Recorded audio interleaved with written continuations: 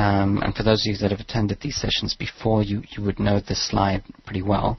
It's just basically based on a macro approach where we start with the top level, high level, big picture, and then work our way down. And that tends to begin with the macro filters, things such as cycles and certain intermarket relationships. And once that roadmap is identified, then the next level is market internals, so technical indicators and also fundamental indicators, a fusion of the two. And then finally, last but not least, for certain entry and exit setups, timing is everything, and within that, certain patterns and also indicators are used, such as the market indicators. My first question to everyone else here, from each of the countries around the world, what are your expectations over the next few months and next few years? So if I was to say multi-month and then multi-year, inflation, deflation, what are your expectations and why? Why do you think we might see inflation or deflation over the next few months or years? If you could give me both time frames, just in case you have a differing view, and if you have a view over the next few months or years, just let me know. So Ahmed is saying inflation due to QE, so quantitative easing, devaluing our currencies, but also leading to potential inflation on the back of the debt, which continues to increase. James is saying inflation due to an increase in the money supply. That's a good point. One point I'll make on the money supply is the velocity of money. The circulation of money is key. And although money supply has increased, we need to see the velocity increase. And I'll say a word or two on that. Daniel is saying inflation because of money printing, so similar to the QE point. Ali is saying inflation due to money creation. And then Nicholas saying inflation, money printing. So we have a big consensus for inflation for the same reasons. Gam is saying stagflation, interestingly.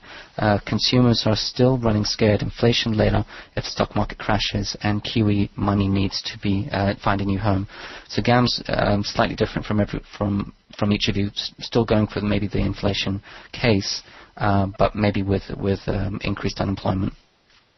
And then Pan on Fire is saying expect deflation initially and then inflation. If I could ask Pan just quickly if you could give me a cause as to why do you think we might see deflation initially and then inflation? Just interesting because you seem to have a unique view to everyone else. Pan, if I could just ask you the reasons, why do you expect deflation now? Money printing to ease initial pressures. That's a good question. So Borky's asking which countries. I'm probably alluding mostly to the Western markets, so the US and Europe, but probably US as a case in point. I think most people are looking more at the US at the moment as an important benchmark. But obviously there is a big difference between what is happening in the States, Europe, and then of course Asia. But largely this would be US and Europe.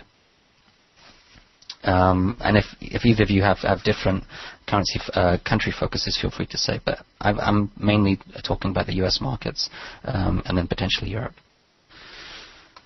Okay, so most of you are having an inflation expectation over the multi-month, multi-year, and only I think one or two of you are looking for a mix of the two. I think Pan was looking for a mix of the two. And then Gam is suggesting potential stagflation. Gam's also saying, I think all countries are heading for very nasty plays by different paths. So Gam, you sound generally bearish on the global economies.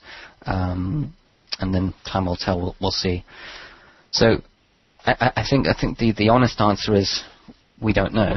It's a big question mark, and this is why it's such a hot topic and why I wanted to choose it for today's session, just to ask some important questions, and then we can continue to monitor this topic and particular monitors, just to see particular proxies, just to see how this might play out.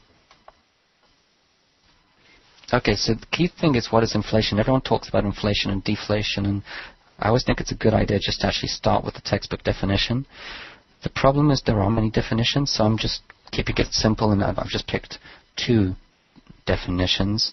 Inflation is basically the substantial and rapid general increase in price. So if basically your cost of living is rising significantly, whether that's food, whether that's energy costs, so your heating bills, your petrol for transport, and so on. If that's increasing, then that's generally a sign of inflation, rapidly increasing prices. But on a consumer basis, you can see that in your cost of living.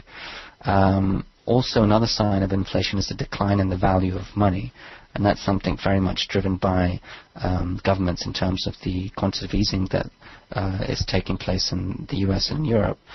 The consequence of that is a decline in the value of the country's money, and hence a potential inflationary pressure at some point in time.